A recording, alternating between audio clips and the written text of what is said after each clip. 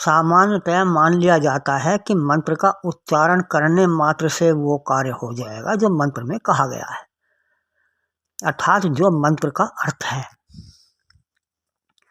कुछ धर्म गुरुओं द्वारा तो शिष्यों के कानों में ऐसे ऐसे मंत्र भी फूंक दिए जाते हैं या इन्हें बता दिए जाते हैं और उनका जप करने को कह दिया जाता है जिनका अर्थ ही शिष्यों को पता नहीं होता, और शिष्य लग जाते हैं प्रतिदिन उनको जपने में।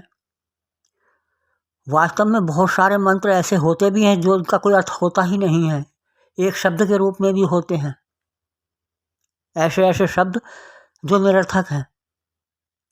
अब ऐसे में उन्हें समय की बर्बादी होने के कारण आर्थिक हानि और उठानी पड़ती है शिष्यों को, उनको जपने के कारण, जपते रहने के कारण। और ये केवल पौराणिक लोगों में ही नहीं, अपितु आर्य समाजी भी यही कर रहे हैं। वे भी आर्य समाज में एकत्रित होकर सामूहिक अथवा घर में परिवार के साथ मंत्रोच्चारण के साथ हवन करके अपने कर्तव्य की तीसरी मान लेते हैं कि हमने बहुत बड़ा काम कर लिया, मंत्र जप लिए, हवन कर लिया, बस। किंतु इससे ना पारिवारिक वातावरण सुधर रहा है और ना सामाजिक। आखिर क्यों? क्योंकि किसी भी मंत्र के अर्थ की बात तो छोड़िए, बल्कि मंत्र शब्द के अर्थ को ही जानने का प्रयास नहीं किया जाता। वास्तव में मंत्र शब्द का अर्थ होता है सलाह या परामर्श। यद्यपि व्यवहार में वेद की ऋचाओं को ही मंत्र कहा जाता है। मंत्र से ही मंत्री व मंत्रणा शब्द बने हैं। मंत्रणा देने वाले ही मंत्री कहलाते हैं। प्रधानमंत्री को अन्य मंत्री सलाह देते हैं, इसलिए वो मंत्री कहलाते हैं, सलाह देने के कारण, मंत्रणा देने के कारण।